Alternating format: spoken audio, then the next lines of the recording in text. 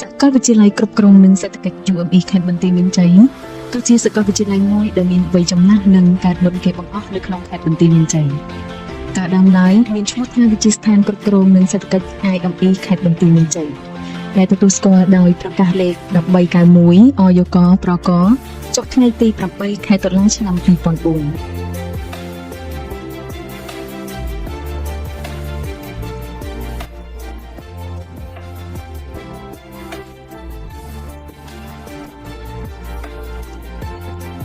ពីឆ្នាំក្រោយមកគឺនៅឆ្នាំ2006សកលវិទ្យាល័យក៏បានទទួលស្គាល់ការប្រែក្លាយពីវិទ្យាស្ថានគ្រប់គ្រងនិងសេដ្ឋកិច្ច IME ទៅជាសកលវិទ្យាល័យគ្រប់គ្រងនិងសេដ្ឋកិច្ច UME ខេត្តបន្ទាយមានជ័យ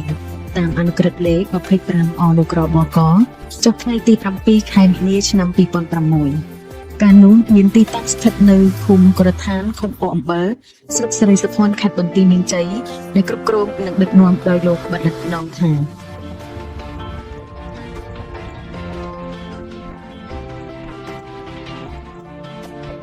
ដោយមានការរីកចម្រើនលើគ្រប់គ្រងយ៉ាងច្រើនពីសំណាក់សិស្សនិស្សិតអាណាព្យាបាលនិងសាធារណជន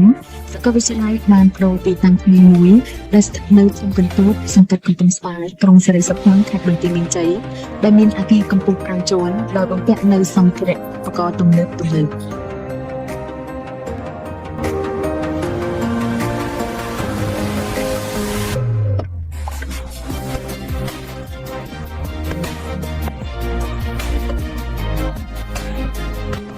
រហូតមកដល់ឆ្នាំ2010សកលវិទ្យាល័យបានចាប់ផ្ដើមពង្រីកនិងកសាងអគារសិក្សាផ្ទាល់ខ្លួនដែលមានទីតាំងស្ថិតនៅភូមិខ្លាកូនចាស់សង្កាត់កំពង់ស្វាយក្រុងសិរីសភ័ណ្ឌខេត្តបន្ទាយមានជ័យដែលមានរាងជាអក្សរ L មានបន្ទប់សិក្សាចំនួន26បន្ទប់នៅលើផ្ទៃដីទំហំ 13588 ម៉ែត្រការ៉េដែលមានបរិវេណទីធ្លាធំទូលាយនិងបរិយាកាសល្អនៅតាមបន្ទប់នីមួយៗមានសម្ភារៈទំនើបនិងទាន់សម័យ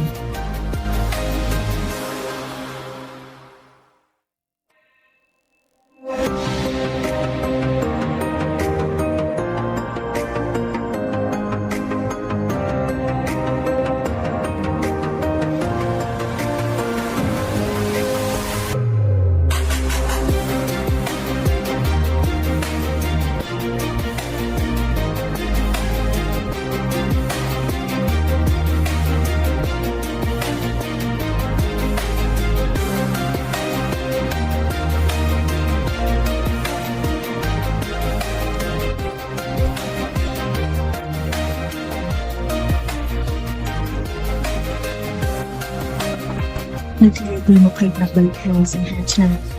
2011អគារសិក្សារបស់សាកលវិទ្យាល័យ UME ខេត្តបន្ទាយមានជ័យ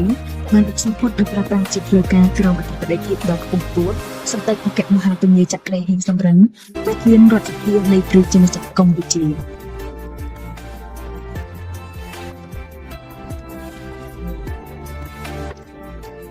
ដោយមានការអភិវឌ្ឍនិងការកើនឡើងនៃនិស្សិតចូលរៀនពីមួយថ្ងៃទៅមួយថ្ងៃកាន់តែច្រើនឡើងដូច្នេះនៅឆ្នាំ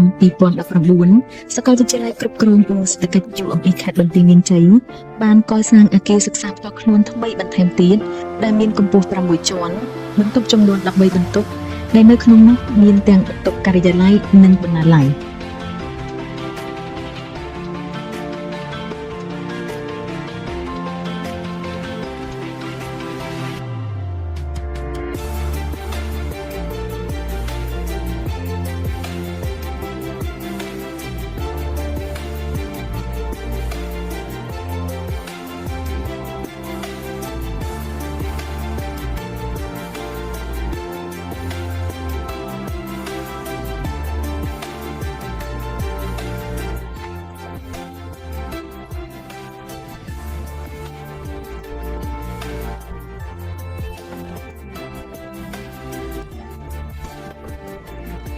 ហើយអគារសិក្សាថ្មីនេះបានសាងសង់រួចជាស្ថាពរនិងបានឲ្យប្រើប្រាស់ជាផ្លូវការ